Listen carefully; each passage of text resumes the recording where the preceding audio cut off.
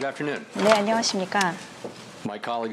제 동료와 저는 미국 국민을 위해 최대의 고용과 물가 안정이라는 두 가지 책무를 위해 최선을 다하고 있습니다. 우리 경제는 전반적으로 견실하고 이 두 가지 책무에 있어 2년간 많은 진전이 있었습니다. 노동시장은 과열된 상태에서 안정을 되찾았습니다.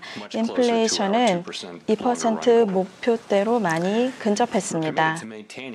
저희는 강력한 경제를 위해서 최대의 고용과 물가 안정에 최선을 다해 2% 물가 목표를 달성할 것입니다.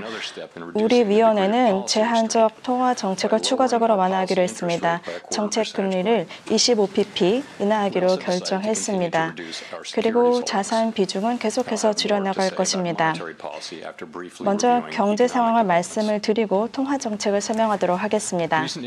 최근 지표를 보면은 경제 활동은 지속적으로 성장을 하고 있습니다. GDP는 2.8% 3분기에 증가를 했습니다. 2분기와 비슷한 상황입니다. 소비자 지출은 견실합니다. 설비와 무형 자산의 투자는 증가했습니다. 반면 주택 부문의 활동은 저조했습니다. 전반적으로 공급이 개선되면서 미국 경제가 탄탄합니다. S&P 보고서에서 위원들은 GDP 성장 전망치가 강할 것으로 전망을 했습니다. 앞으로 몇 년 동안 2%대를 유지할 것입니다. 노동시장은 여전히 양호합니다. 일자리 수 증가는 둔화했습니다. 지난 3개월 동안 7만 3천 개로 줄어들었습니다. 실업률은 11월 4.2%를 달성해 낮은 수준을 유지하고 있습니다. 명목 임금 상승률은 둔화하고 일자리대 구직자 수는 격차는 줄어들었습니다. 전반적인 지표상 노동시장의 조건은 2019년 대비 덜 타이트합니다. 노동시장은 현재 인플레이션 상승의 원인이 되지 않고 있습니다. S&P 보고서상 중간 실업률 전망치는 올해 말 4.2%, 그리고 내년 말 그리고 그 다음 해 4.3%입니다. 인플레이션은 지난 2년 동안 상당히 둔화되었지만 여전히 2% 목표치보다 높은 수준입니다.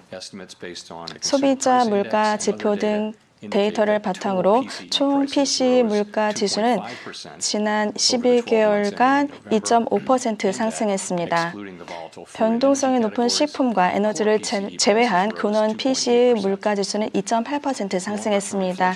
장기 인플레이션 기대치는 잘 고착되어 있습니다. 그리고 이는 다양한 가계 및 기업 주사와 전망치 그리고 금융시장 통계에서 드러나고 있습니다. S&P상 총 PC 물가지수 전망치는 올해 2.4%, 내년 2.5%, 이것은 9월보다 높은 수준입니다. 2% 목표를 향해 가고 있는 것으로 보입니다.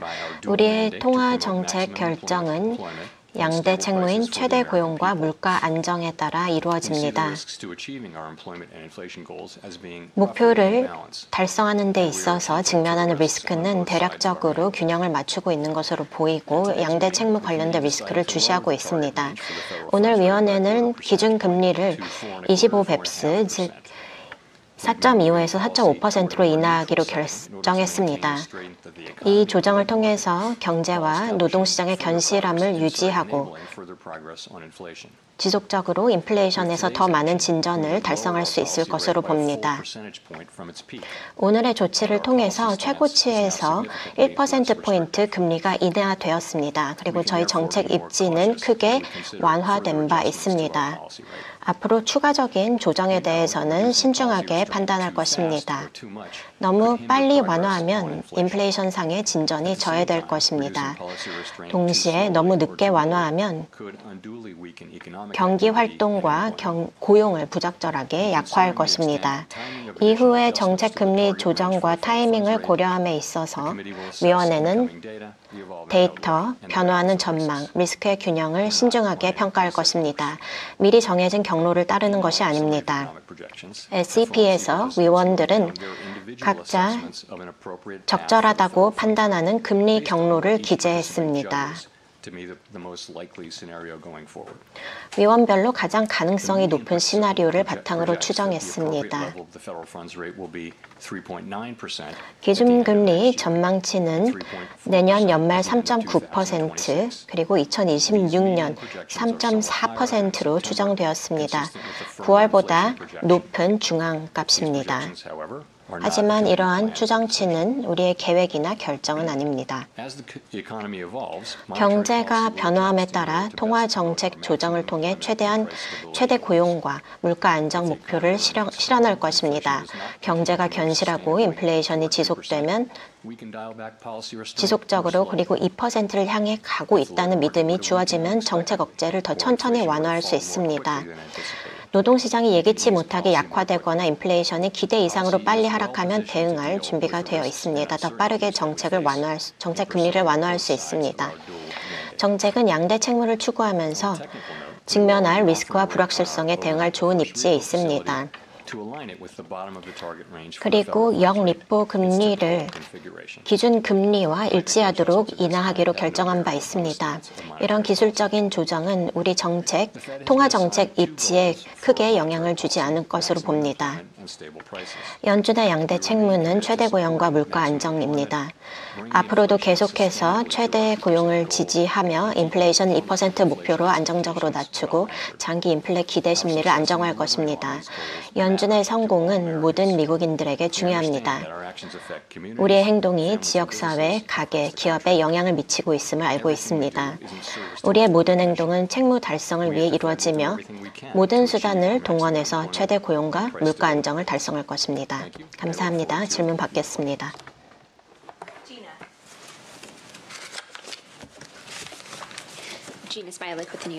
네, 뉴욕타임즈 기자입니다.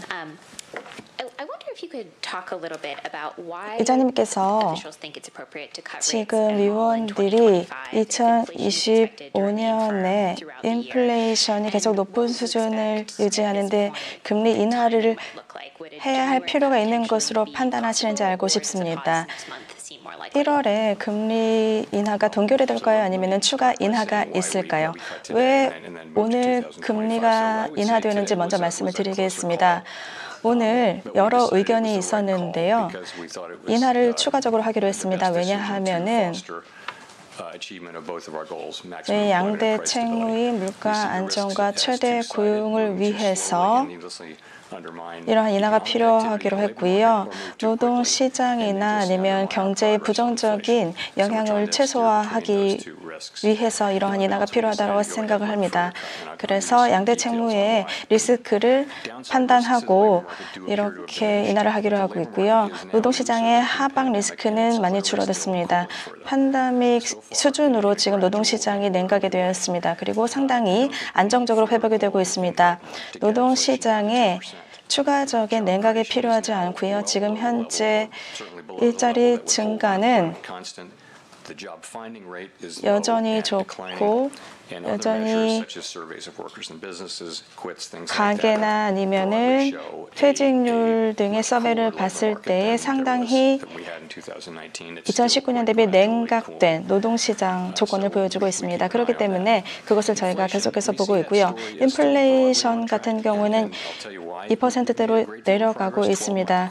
그리고 12개월 PC 물가지수가 지금 11월 기준 5.6%에서 2.8%로 낮아졌습니다. 12개월 인플레이션은 지금 조금 변동성이 있는데요. 주택 부문 인플레이션은 여전히 천천히 이기는 하지만 내려오고 있습니다. 그리고 상당히 많이 내려온 수준입니다. 많은 진전이 이루어지고 있습니다. 물론 기대하는 것보다는 낮아지는 속도가 늦습니다. 그리고 전반적으로 봤을 때에 저희 오늘의 결정은 물론 앞으로의 시기와 범위가 중요하겠지만 추가적인 인하를 하기로 했고요. 내년에 대해서 말씀을 드리면 지금 현재 내년은 금리 인하 횟수가 줄어들었습니다. 인플레이션이 올해 상대적으로 높았고 기대 인플레도 여전히 높은 수준에 머물러 있습니다. 그리고 인플레이션 관련 불확실성이 여전히 높은 상황입니다. 그럼에도 불구하고 여전히 지속적으로 금리 인하를 이어갈 것으로 보고 있습니다. 오늘 저희가 작성한 것뿐만 아니라 앞으로 나오는 데이터를 바탕으로 해서 적절한 금리 인하를 할 것입니다. 한 가지 추가 질문을 드리겠습니다. 그러면 어떤 일이 있어야 추가 금리 인하를 하실 예정인가요? 이후에 이루어질 금리 인하에 대해서는 지금 100bp를 인하를 했고요. 중립금리에 가까워져 있고 여전히 제한적인 상황인데요. 추가 인하에 대해서는 인플레이션의 추가 진전이 있어야 되고 지속적으로 노동시장의 강력함이 유지되어야 합니다. 경제와 노동시장이 탄탄하면 추가 인하에 대해서 신중하게 생각을 할 것이고요. 말씀하신 것처럼 9월에 중간 전망치는 4회였는데 지금 내년에는 2회로 줄어들었습니다. 네, 로이터즈의 하워드 슈나이더입니다. 질문 기회 주셔서 감사합니다. 2016년에 이제 마지막으로 트럼프 행정부로 전환하면서 위원회가 다소 더 타이트한 정책 입지를 보여주었습니다. 그 해에 기대됐던 정책에 비해서요. 데이터를 반영한 것이기도 했고 또 재정 정책의 기대에 대한 것이기도 했는데요. 인플레이션 데이터가 얼마나 반영된 것인지 궁금하고 또 내년 재정 정책은 얼마나 반영된 것인지 궁금합니다. 일단 대여섯 개 말씀드리고 싶은 것이 있습니다. 먼저 경제가 지금 굉장히 견실하다고 생각하고 정책 입지도 좋습니다.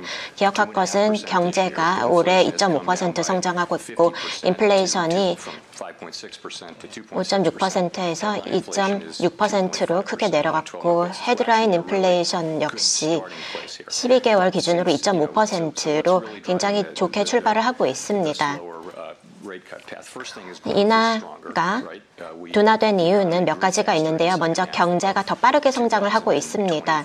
2024년 하반기에 저희가 기대한 것보다 경제가 더 빠르게 성장을 하고 있고 그리고 내년도 역시 저희 9월 전망치보다 빠르게 성장할 것으로 예상을 하고 있습니다. 그리고 S&P를 보시면 아시겠지만 하방 리스크가 그리고 불확실성이 더 낮아진 것으로 보입니다. 인플레이션은 이미 말씀드린 것처럼 올해 더 높고 또 내년 전망에도 더 높게 나타나고 있습니다. 그리고 저희가 중립금리에 더 가까워졌습니다. 그렇기 때문에 추가적인 조치에 대해서 더 신중할 필요가 있는 것입니다. 질문에 대해서 더 자세히 답을 하자면 여전히 인플레이션 관련해서 불확실성이 여전히 상존하고 더 높은 상태입니다. 그리고 이렇게 말씀을 드리겠습니다. 일부 의원들은 사전적 조치를 취해서 이미 많은 조건을 반영한 전망치를 발표를 했습니다. 그리고 그렇지 않은 위원들도 있었습니다. 그래서 여러 위원들이 다양한 접근 방식을 통해서 전망치에 대한 결정을 내렸습니다. 일부 위원들은 정책 불확실성을 하나의 요인으로 삼아서 인플레이션 불확실성을 더 크게 평가했습니다. 불확실성이라는 것을 생각해보면 그 경로가 불확실하면 우리가 조치를 좀 더 늦추게 됩니다. 깜깜한 방에서 가구를 피해서 헤쳐나가는 것과 같기 때문에 우리가 움직임을 둔화할 필요가 있습니다. 추가 질문을 드리자면 일단 불확실성과 리스크 관련해서 S&P 후반부에 나와 있었는데요. 일단 인플레이션에 대한 리스크 상방 압력이 상당히 크게 높아졌습니다. 그리고 디스인플레이션 스토리가 여전히 존재한다고 말씀을 하셨고 지금 상방 리스크가 크게 높아지고 있습니다. 그래서 이 11월 5일 관련된 내용이 가장 인플레이션 상방 리스크를 높이고 있는 요인이 되고 있는지 궁금합니다. 그것만이 아니고요. 일단 저희가 인플레이션 상방 리스크를 본다면 이전에 비해서 9월에 비해서 굉장히 크게 높아졌습니다.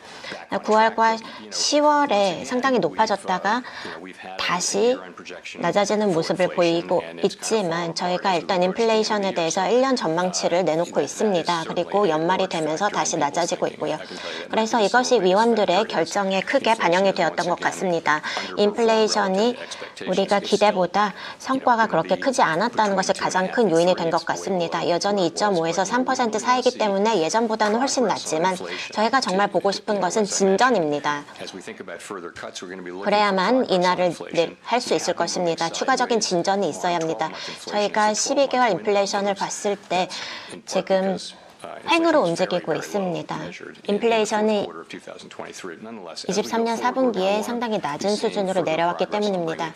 그래도 추가적으로 낮아져야만 저희가 조치를 할 수 있을 것입니다.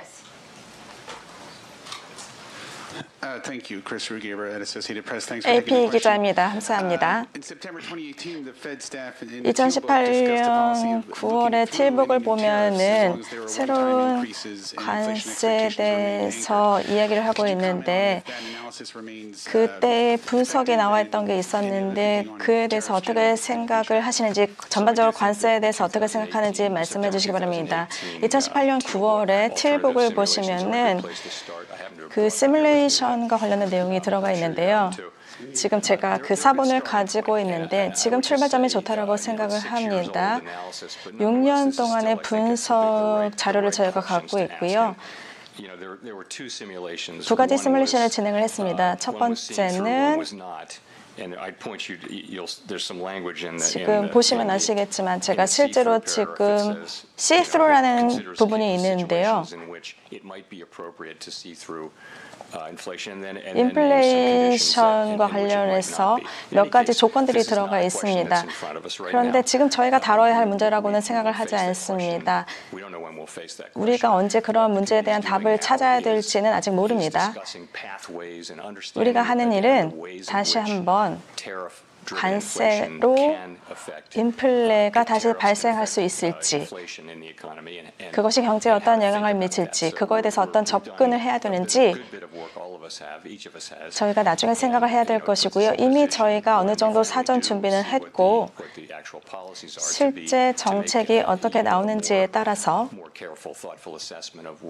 신중하게 그에 대해서 정책 대응을 하겠습니다. 그러면 현재 인플레이션이 조금 다시 올라가고 있고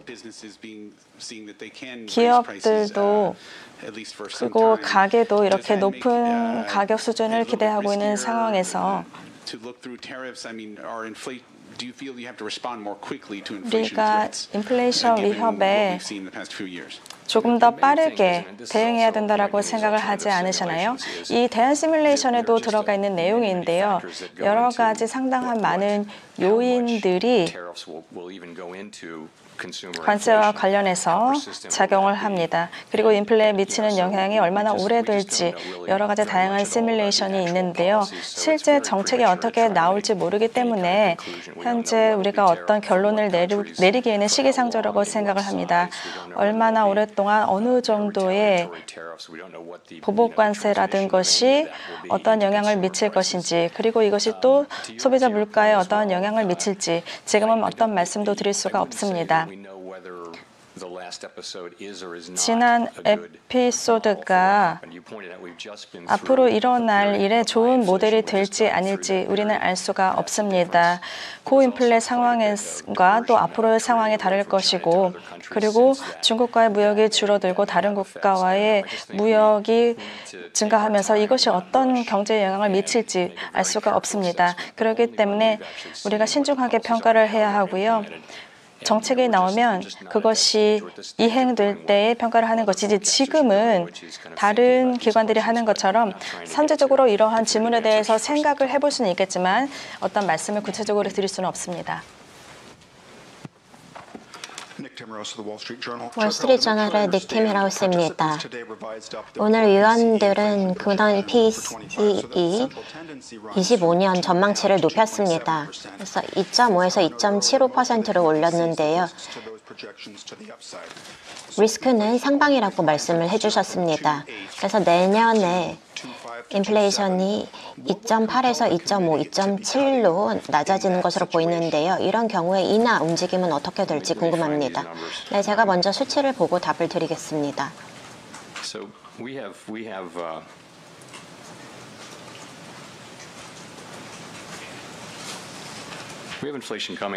네, 근원 인플레가 내년에 2.5%까지 낮아지는 것으로 전망이 나와 있습니다.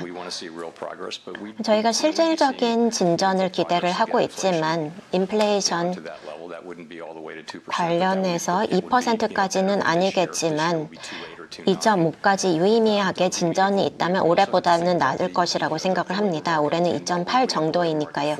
그리고 노동시장 전망도 봤을 때 상당히 견조한 상태이고 여전히 저희가 점진적으로 냉각되고 있다는 것을 염두에 두고 있습니다. 이 역시 저희가 지켜봐야 할 문제라고 생각하기도 합니다. 이 추정치나 성명서의 타이밍 그리고 용어를 저희가 생각을 해봤을 때 예전에는 특정한 용어를 사용했을 때 더 이상 인하가 없을 것이라고 저희가 판단하기도 했었습니다. 이번에는 어떨까요? 네, 이것은 저희가 이번 회의에서 내린 결정이 전혀 아닙니다. 일단 그 용어 같은 경우를 보시면 저희가 기대한 대로 경제가 움직인다면 인하 속도를 낮출 적절한 입지에 있게 될 것이다 라고 말씀을 드린 것입니다. 그리고 중립금리까지의 거리가 더 좁아진 면이 있습니다. 그렇기 때문에 이를 반영을 할 것이고요. 또 인플레이션의 추가적인 진정과 노동시장의 상황을 반영해서 인하를 추가적으로 할 것입니다.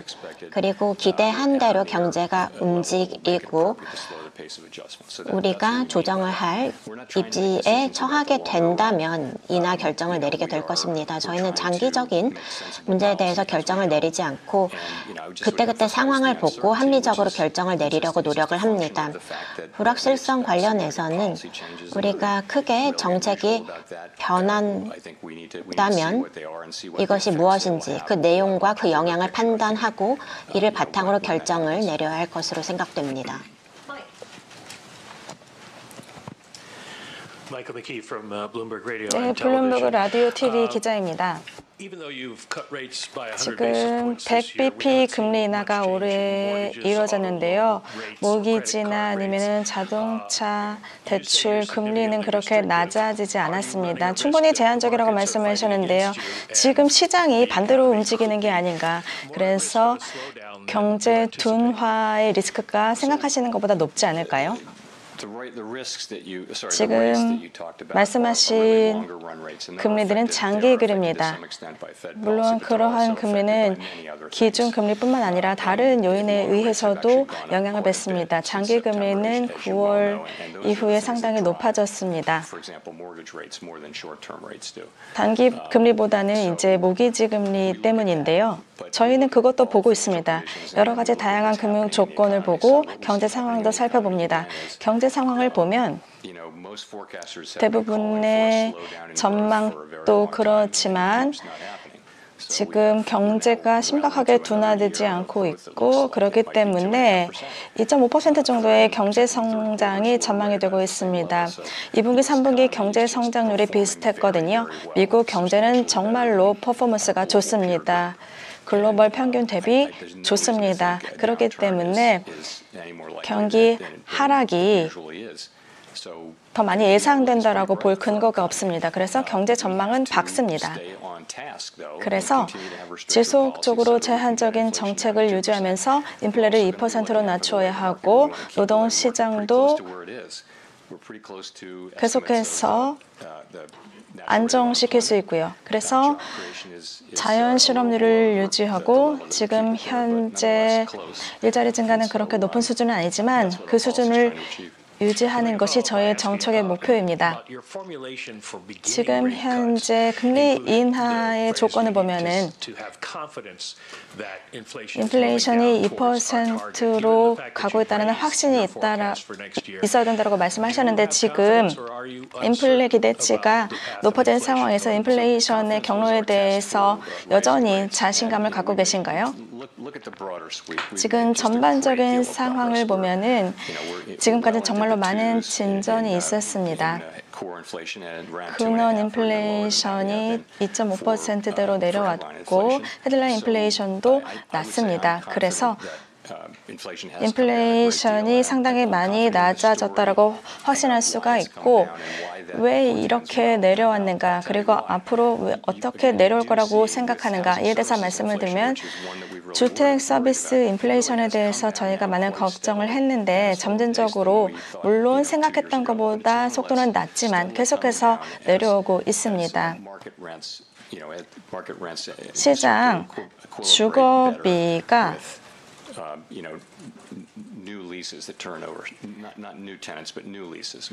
새로운 그 리스 계약 같은 경우에는 많이 낮아졌습니다.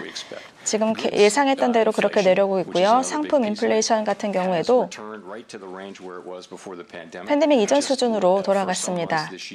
올해 몇 달은 물론 중고차 같은 것 때문에 잠깐 높았던 때가 있었지만 여전히 낮았습니다. 비주거 서비스 같은 경우에는 그러니까 시장 기준의 비주거 서비스 같은 경우도 직접적으로 측정이 되는 부분은 아니지만 그래서 경기가 얼마나 타이트한지에 대해서는 이야기를 해주지 못하고 있습니다. 금융 서비스 같은 경우에는 자산 가격에 영향을 받았죠. 그래서 전반적인 상황을 보면은 인플레이션이 왜 내려올 거라고 생각하는가 이것을 보면은 노동 시장을 보면 알 수가 있습니다.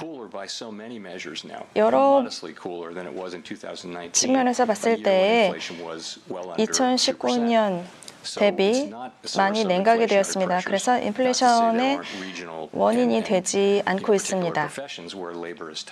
물론 노동 공급이 조금 타이트한 부분이 있지만 지금 노동시장에서 인플레이션 원인을 찾을 수가 없고요. 2021년, 22년에 경제에 있었던 주거 서비스 등의 상당히 컸던 충격 그리고 보험과 관련해서 비용이 상당히 높았던 상황이 있는데 그러한 실질 인플레가 상당히 내려왔고 이것이 앞으로 실질 인플레 상승에 기여할 거라고 생각하지 않습니다. 그래서 계속해서 지속적으로 물론 1, 2년이 걸릴 수도 있겠지만 2%대로 내려올 거라고 생각을 하고 있습니다. 그리고 저희가 추진하는 정책이 그렇게 되도록 할 것입니다.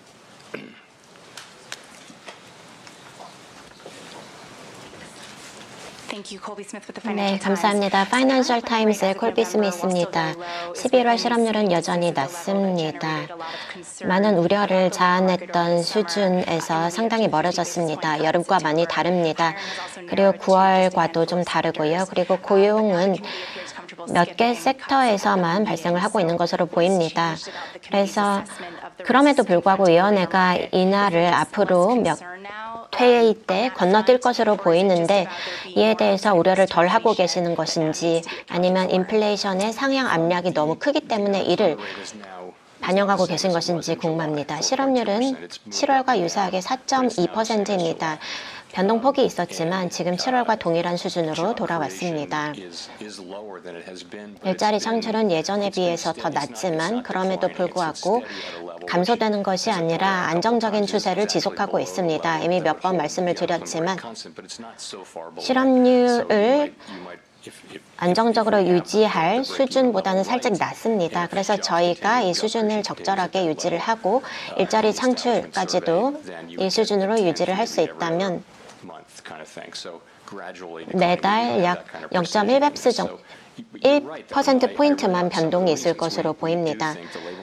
하지만 노동시장이 여전히 다양한 지표로 보았을 때 냉각되고 있고 저희가 이를 면밀히 주시하고 있습니다. 굉장히 빠르게 냉각되고 있는 것은 아니고요. 또 우려를 자아내는 방식으로 냉각되는 것도 아닙니다. 지적하신 것처럼 FOMC의 위원들은 이 리스크와 불확실성이 노동시장 관련해서 높아졌다고 생각을 하고 있습니다. 그래서 조금 상황이 나아진다고 해서 실업률이 크게 변한 것은 아니기 때문에 저희가 주목을 하고 있는 상황입니다. 노동시장에서 추가적인 연착률이 없다고 기대가 된다면 이 금리가 여전히 억제적인 상황에서 이를 어떻게 우리가 방지를 할 수 있을까요? 2% 목표로 가기 위해서 노동시장의 연착률이 꼭 필요한 것은 아닙니다. 이것을 환영하지 않는다는 것은 아니지만 꼭 필요한 전제 조건은 아니라는 것입니다. 인플레이션이 매달 약 10뱁스 정도 움직이는 경우에는 이것을 보고 저희가 지표를 보고 12개월 동안 횡보를 했다고 판단을 하고 있습니다. 그래서 현재로서는 지금까지 저희가 인플레이션에 집중을 해왔다면 이제 상황을 봤을 때 이제 두 개의 양대 책무 관련된 리스크가 상당히 균형 잡혀 있다고 생각을 하는 것입니다.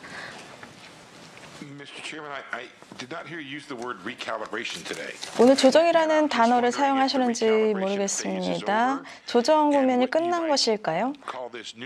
그리고 새로운 국면에 있어 금리를 조정하는 데 있어서 어떤 것이 트리거가 될까요? 저희가 어떤 단계에 새로운 이름을 붙이진 않고 있습니다. 그렇지만 새로운 국면에 접어들었다라고 생각을 합니다.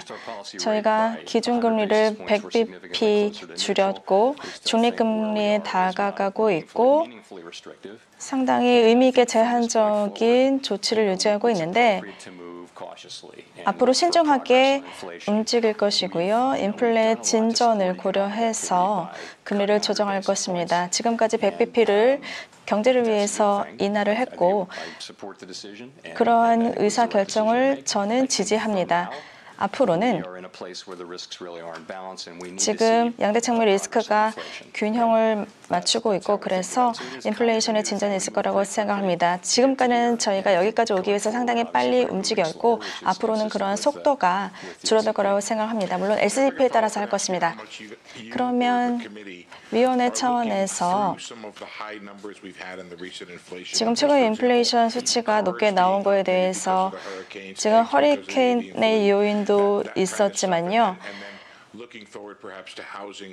주택 부문에서 인플레이션이 내려오고 있는데 이에 대해서 어떻게 보시나요? 저희는 항상 저희가 좋아하지 않는 데이터를 무시하는 과오를 범하지 않기 위해서 노력을 하고 있습니다. 지금 11월에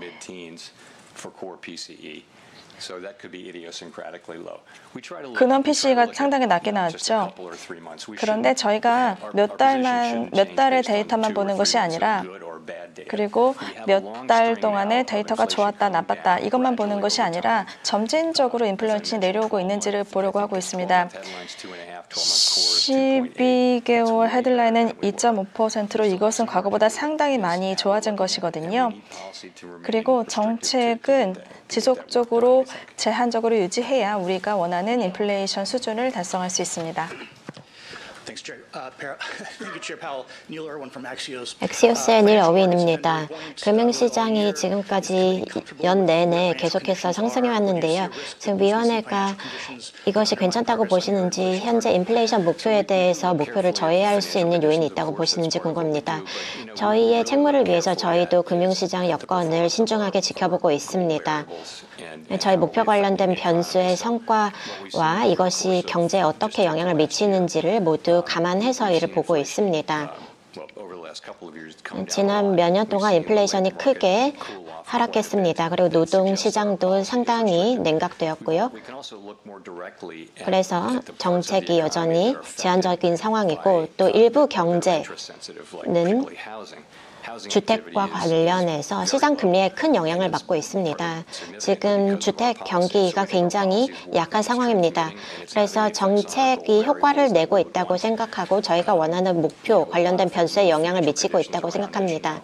하지만 금융 여건은 굉장히 빠르게 변화하고 있고 저희가 이것을 통제할 수는 없습니다. 그래도 저희 목표에 대한 영향은 저희가 원하는 방향으로 나오기를 기대하고 있습니다. 자산가도 상당히 높아지고 있는데요.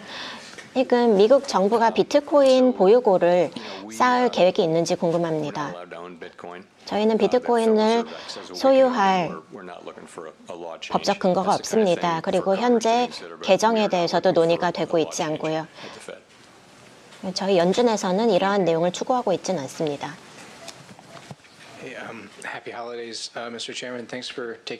네, 질문 받아주셔서 감사합니다. 지금 현재 2024년 전반적으로 봤을 때 만족하시나요?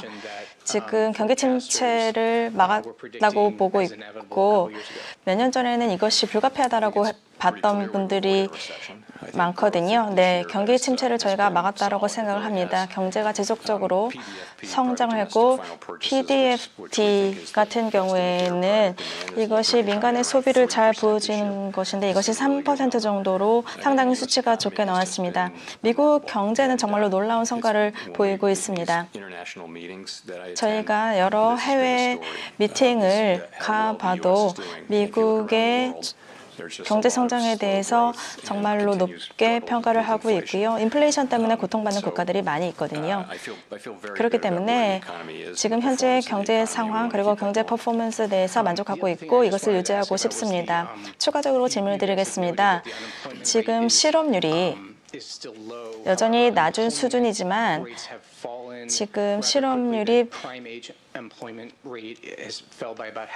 지금 고용이 많이 이루어지고 많은 인구에서는 0.5% 떨어졌습니다. 그렇기 때문에 노동시장의 하방 리스크가 많이 있다라고 생각을 하지 않으시나요? 네, 그렇지 않습니다. 전반적으로 지금 노동시장에 많이 참여를 하고 있는 그러한 나이대의 그 실업률이 낮고요. 그런데 고용률도 상당히 낮습니다. 그리고 해고가 정말로 지금 낮습니다. 그렇기 때문에 많은 분들이 갑자기 실직을 하고 있지 않습니다. 그런데 지금 고용률이 낮은데 그건 수요가 낮다라는 것입니다. 그래서 그러한 징표를 저희가 계속해서 보고 있습니다.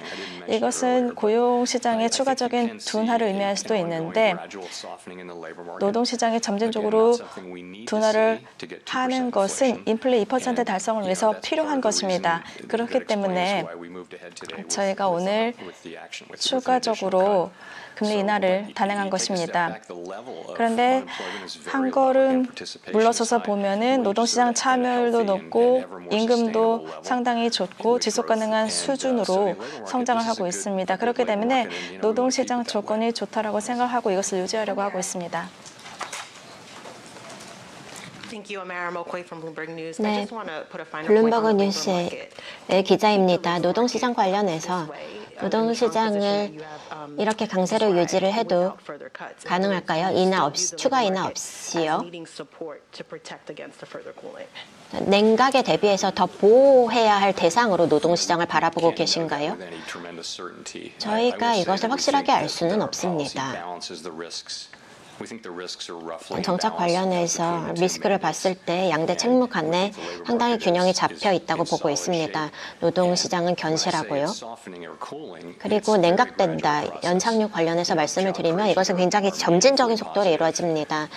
현재 일자리 창출도 유의미하게 긍정적인 상황이고 임금 역시 생산성이 장기적인 트렌드로 돌아간다 하더라도 지속적으로 유지될 수 있는 지속 가능한 상태에 있습니다. 임금이 2% 인플레이션 관련해서 상당히 지속 가능한 수준으로 머물러 있습니다.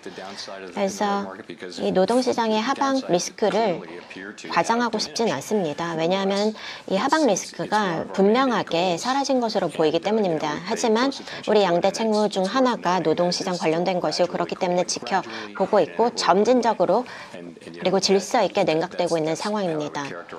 이렇게 말씀을 드리겠고요. 그렇기 때문에 저희가 주시를 하고 있는 상황입니다. ABC 뉴스 기자입니다. 지금 연준에서도 내년에 인플레가 다시 높아질 거라고 예상을 하고 있고 이것이 가계에 많은 부담이 될 것인데요. 인플레이션이 왜 이렇게 잡기가 어려운 것일까요?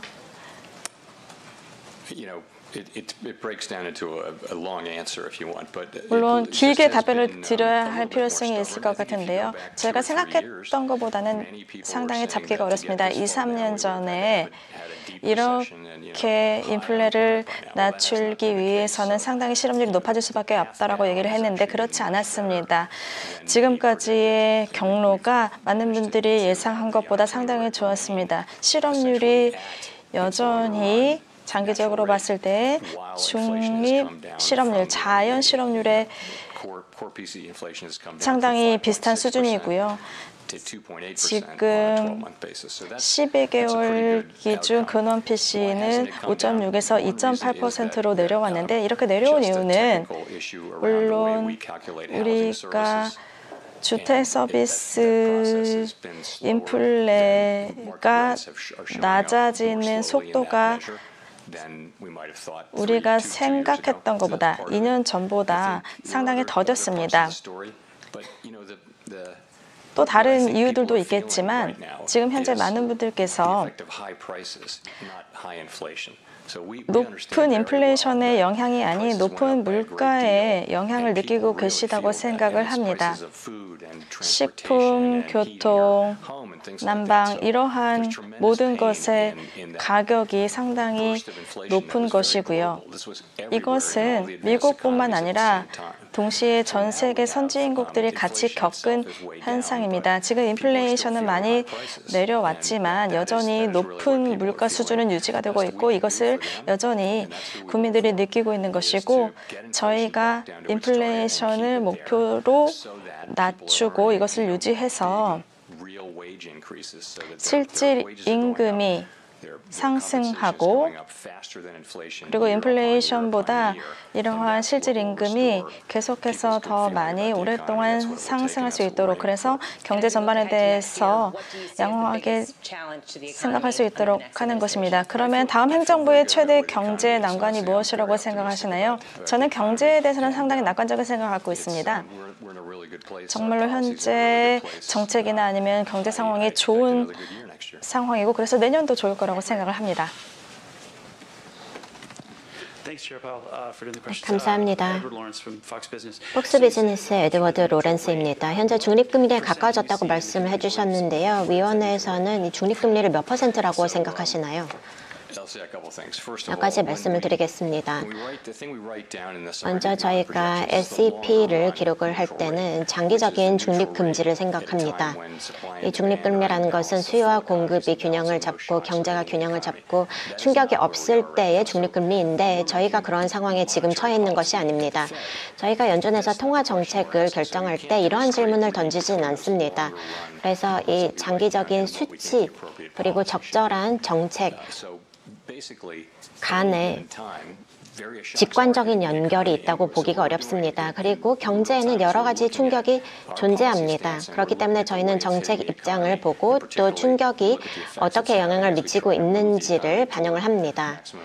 저희가 최대 고용과 물가 안정을 위해서 향해 가고 있는 과정에 어떤 영향을 미치는지를 감안을 합니다. 현재 경제에는 영구적이는 않지만 장기적인 영향을 미치는 것들이 있습니다. 영구적인 영향을 미치는 것들이 있다면 가장 중요한 부국성 같은 역할을 할 것이고 또 장기적인 영향을 미치게 된다면 이것이 근처에 중립금리에 영향을 미치는 요인이 됩니다. 그래서 중립금리가 몇 %인지 알 수는 없지만 저희가 이것이 어떻게 작동하는지 그 원리는 잘 알고 있고 확실한 것은 저희가 지금 중립금리에 100bp 가까워졌다는 것입니다. 여러 가지 추정치가 있을 텐데요. 지금 저희가 좋은 입장에 와 있다고 생각하는데 지금부터는 새로운 단계가 시작된다고 봐야 하고 그렇기 때문에 추가 금리 인하 단행에 있어서 신중할 것입니다. 예전에는 9%였다가 추정치가 4%였다가 여러 가지 변동이 있었는데요. 일단 지금 해가 변동되면서 변동폭이 너무 크기 때문에 사람들이 좀 더 확실한 전망치를 원한다고 생각합니다. 일단 중립금리를 우리가 추정하는 데는 굉장히 많은 모델이 있습니다. 경험적인 것 그리고 이론적인 모델이 있고 이것을 복합적으로 사용하는 것도 있습니다. 그렇기 때문에 확실하게 중립금리가 어느 정도이다라고 말씀을 드릴 수는 없습니다. 그리고 이것을 정확히 모른다는 것도 저는 긍정적이라고 평가합니다. 특정한 모델이나 또는 추정이 정확하다고 판단을 하는 것보다 지금 유입되는 경험적인 데이터와 이것이 전망에 어떻게 영향을 미치는지를 고민을 해야 하는 것입니다. 다양한 변수에 의해서 정책이 결정되는 것이고 이것이 저희가 하는 일입니다. 그렇기 때문에 신중하게 움직이는 것이 적절하다고 지금 생각하고 중립금리에 지금 100bp 가까워졌고 이렇게 신중하게 움직일 것입니다. 경제도 좋은 상태에 있고 이러한 인하를 통해서 저희가 경기를 부양하고 노동시장을 부양할 수 있을 것이라고 생각합니다. 동시에 인플레이션 진전을 이룩하고요. 여전히 정책이 억제적이기 때문입니다. 네, 폴리티코 기자입니다. 지금 처음에 인플레이션에 대해서 말씀하신 내용이 지금 근원 PC의 진전이 있었는데 헤드라인 인플레이션은 여전히 높아지는 상황에서도 인플레 인하에 영향을 미치고 이것이 SEP에 반영이 되었는지 왜 근원 PC는 낮아지는 걸로 보고 헤드라인 인플레이션은 높아지는 걸로 보셨는지요? 아시겠지만 전반적인 목표는 헤드라인 인플레를 낮추는 겁니다.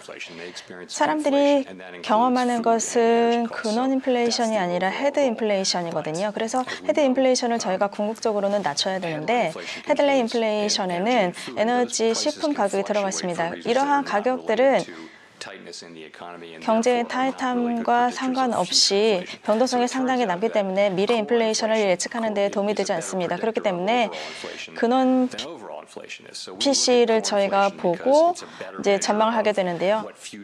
이것이 미래 인플레이션에 대해서 더 전망치를 잘 제공해 줄 수가 있습니다. 인플레 압력에 대해서 더 잘 설명해 주기 때문이죠. 물론 복잡하지만 저희 목표는 근본적으로는 헤드라인 인플레를 줄이는 것입니다. 그러면 근원 PC는 내려가는데 헤드라인은 높아지는 걸로 전망을 하시나요? 헤드라인 인플레이션 내년 전망치를 말씀하시는 거죠. 헤드라인 같은 경우에는 에너지 그리고 식품 가격에 영향을 받습니다.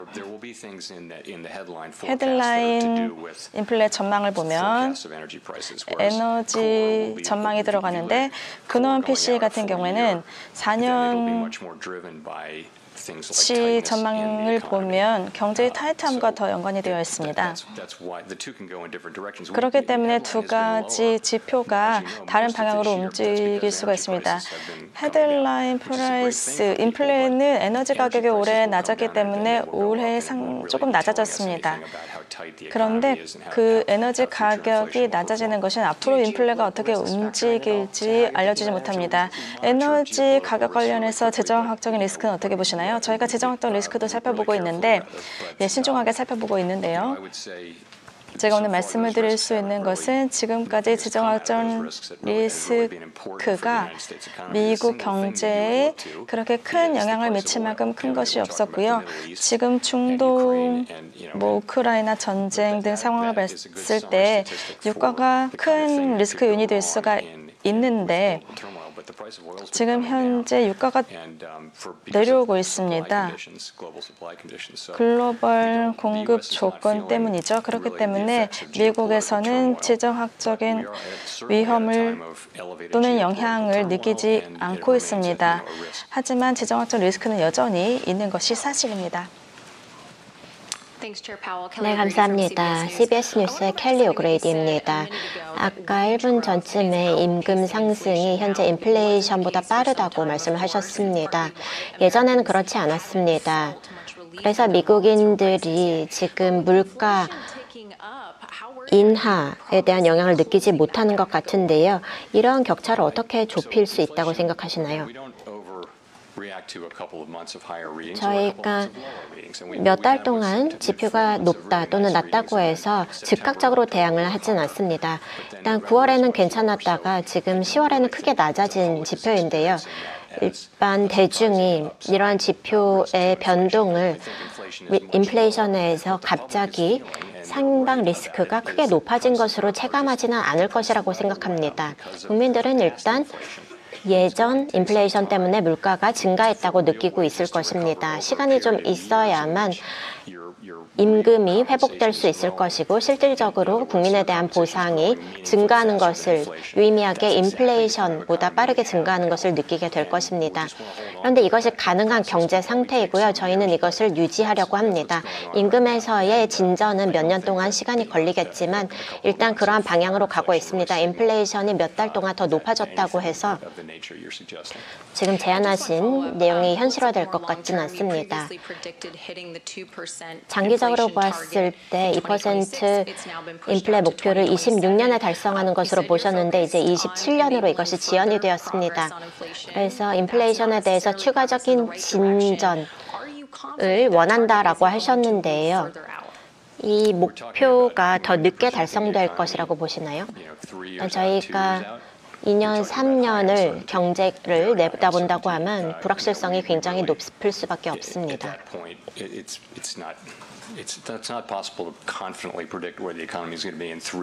3년 후의 경제의 상태를 저희가 정확하게 평가하는 것은 불가능합니다. 그렇기 때문에 저희는 여러 가지 요인을 보고 있습니다. 강력한 노동시장을 유지하려고 하고 있고 또 주거 서비스 인플레이션이 낮아지고 또 상품 인플레이션이 안정화되고 비시장 서비스가 예전 수준으로 돌아온다. 이 모든 것을 저희가 장기적으로 원합니다. 이러한 조각들이 합쳐진다면 좋겠지만 그 타이밍은 우리가 확실히 알 수가 없습니다. 저희가 진전을 이룩을 했지만 저희가 기대한 것보다 그 진전의 속도가 늦었습니다. 그렇기 때문에 좌절스러웠고요. 2년 전에 저희가 실업률이 4.2%, 인플레가 2.8%라고 얘기를 했다면 사람들이 괜찮네라고 얘기를 했었을 것입니다. 상당히 괜찮은 상황이라고 얘기를 했었을 것입니다. 우리의 일은 끝나진 않았지만 상당히 느낌이 좋습니다.